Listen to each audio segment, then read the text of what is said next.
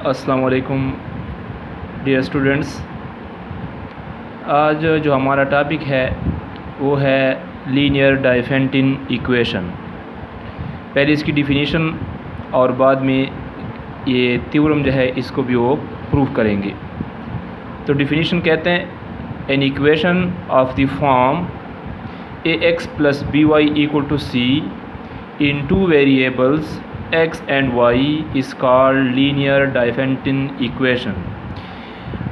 अब इसमें x और y तो वेरिएबल्स हो जाते हैं और ये a, b एंड c जो है बिलोंग्स टू z। कैसे? अगर देखें मुख्तलिफ़ किस्म के डाइफेंटिन इक्वेशन आपके पास कैसे हो सकते हैं, मैं आपको एग्जांपल देता हूँ। For example 2x plus 3y equal to 4। Linear equation in two variables is called linear diophantine equation. इस तरह काफ़ी ज़्यादा हो सकते हैं कि 3x plus 9y equal to 6, ये आपका लीनियर डाइफेंटिन इक्वेशन। तो इस किस्म के इक्वेशंस को हम क्या कहते हैं? Linear diophantine equation. अब इसके बाद प्रूफ थ्योरम है कि linear diophantine equation ax plus by equal to c has a solution for x, y belongs to z if and only if d divides c। d divides c। d क्या है? d is the greatest common divisor of a and b। और c आपके पास ये equal to c, जब ये a और b का greatest common divisor c को तकसीम करेगा तब इसकी सलूशन पॉसिबल होगी। अब पहले हम ये प्रूव करेंगे, बाद में if x not comma y not is the solution of the equation. अगर ये इस डाइफेंटिन इक्वेशन की सलूशन है तो इसका सलूशन सेट होगा, सलूशन सेट s से डिनोट करते हैं। x के वैल्यूज़ होंगे x not plus b by d T. b क्या है? b यहाँ पे आपका y का जो कोएफिशिएंट, d जो है वो greatest common divisor of a and b, t जो है वो बिलोंग्स टू z। और सिमिलरली y के वैल्यूज़ होंगे y not minus a by d t. a आपका x का कोएफिशिएंट, d आपका वही common greatest common divisor, t belongs to z। तो पहले हम क्या करते हैं कि सपोज़ करते हैं कि लीनियर डाइफेंटिन इक्वेशन इसकी सलूशन एग्जिस्ट करता है, तो फिर d जो है ये c को डिवाइड करेगा। तो यहाँ पे suppose that the equation ax plus by equal to c, इसको आप इक्वेशन 1 कहते हैं, हैज़ द सलूशन, इसकी सलूशन पॉसिबल है। अब हमने क्या प्रूव करना है कि d जो है ये फिर c को डिवाइड करेगा। अब जैसा कि d हमारे पास ग्रेटेस्ट कॉमन डिवाइज़र है a और b का, तो इसका ये मतलब है कि d a को भी डिवाइड करेगा, d b को भी डिवाइड करेगा। तो इसलिए d जो है फिर a into any multiple plus b into any multiple d फिर इसको भी डिवाइड करेगा। क्यों? देखिए फॉर एग्ज़ाम्पल आपके पास मैं कहता हूँ 3 जो है ये डिवाइड करता है 6 को, और सिमिलरली 3 डिवाइड करता है 9 को। अब 6 के साथ आप कोई मल्टीपल लें, लेट सपोज 6 इंटू 2 आप लेते हैं, प्लस 9 के साथ कोई मल्टीपल लें, 1 लेते हैं, 3 लेते हैं, चलो। तो इससे आता है 12 और 9 3 27, तो इससे 39 आता है, तो 3 डिवाइड्स 39। तो कहने का ये मतलब है कि अगर d a को तकसीम करता है, b को तकसीम करता है, तो a into x plus b into y, d इसको भी डिवाइड करेगा। अब अगर आप इक्वेशन 1 में आ जाएँ, यहाँ पे ax प्लस by इसकी वैल्यू c के बराबर है, तो इसका ये मतलब है d डिवाइड्स करता है c को, जो कि हमारा प्रूफ हो जाता है। कन्वर्सली सपोज करते हैं कि d डिवाइड्स c, तो हमने क्या प्रूव करना है?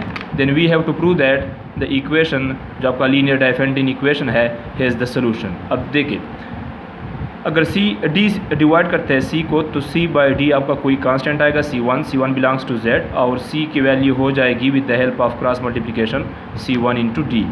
अब देखिए चूँकि a और b का ग्रेटेस्ट कॉमन डिवाइज़र d है, तो therefore there exist integer x not y not such that ax not plus by not equal to d।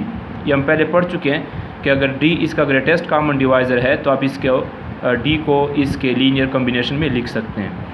अब इस इक्वेशन में हम बोथ साइड्स में C1 को मल्टीप्लाई करते हैं तो आपका आएगा AC1x0 plus BC1y0 equal to C1D।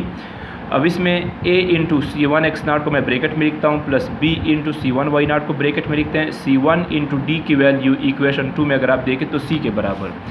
तो इसका ये मतलब है कि C1x0 and C1y0 is a solution of equation 1, जो यहाँ पे है आपका कि अगर आप x की जगह C1x0 और y की जगह C1y0 रिप्लेस करते हैं तो इक्वेशन 1 को ये सेटिस्फाई करता है। तो इसका ये मतलब है कि C1x0 और C1y0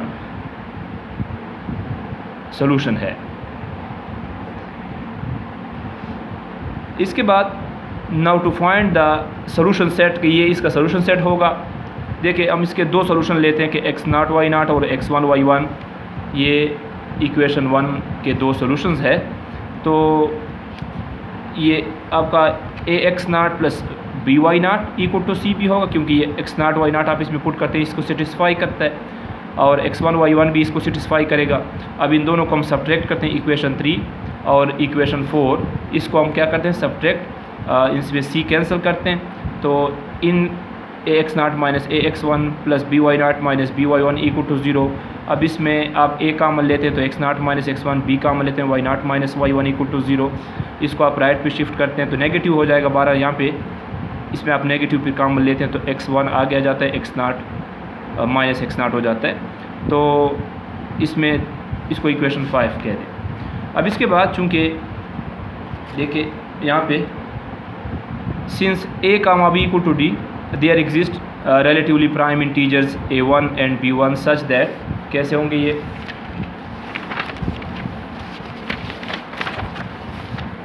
क्या आएगा ये देखिए, a आपका होगा a1d। कैसे a1d, जब आप a को डिवाइड करेंगे d से, a को आप डिवाइड करेंगे d से, तो लेट्स सपोज आंसर आता है a1, इससे आपका a आएगा a1d। और similarly b divided by d को आप b1 सपोज कर दे तो b आपका आएगा b1d। अब इनको अगर आप इक्वेशंस देते हैं तो अच्छी बात है। इक्वेशन 6 और इक्वेशन 7 कहते हैं। 6 और 7 को कहाँ पे पुट करते हैं, 5 में, इक्वेशन 5 में पुट करते हैं। तो a की जगह a1d, b की जगह b1d, d और d आपस में कैंसिल हो जाते हैं। अब a1 को आप इसके नीचे ले जाएं, a1 को अगर आप इसके नीचे ले जाते हैं तो इसका ये मतलब है कि a1 b1 into y0 minus y1 को डिवाइड करता है। a1 को आप इसके नीचे ले जाएं तो ये आपका क्वोशंट रह जाएगा। अब चूंकि a1 और b1 तो रिलेटिवली प्राइम है, इसमें तो कोई चीज़ कॉमन भी नहीं है सिवाय 1 के, तो a1 b1 को तकसीम नहीं करता, बल्कि a1 जो है ये डिवाइड करता है y0 माइनस y1 को। तो y0 minus y1 divided by a1 आपका आएगा t के बराबर। a1 को क्रॉस मल्टीप्लिकेशन में यहाँ पे लें तो ये a1t हो जाएगा, y1 को यहाँ पे लाते हैं प्लस हो जाएगा, a1t को यहाँ पे लाएँ माइनस हो जाता है। अब इस a1 की वैल्यू y0 माइनस a1 की वैल्यू आप a बाई डी, यहाँ पे d को a के नीचे ले जाएं तो a by D t using equation 6 के a1 की वैल्यू यहाँ से आप निकालते हैं तो ये आपके पास ये y के वैल्यूज़ आ जाते हैं। अब y0 minus y1 equal to a1t, इसको आप इस इक्वेशन में पुट करते हैं यहाँ पे y0 माइनस y1 की जगह, तो आपका आएगा a1 into x1 minus x0 और b1 इसकी वैल्यू a1t है तो a1 और a1 कैंसिल हो जाते हैं।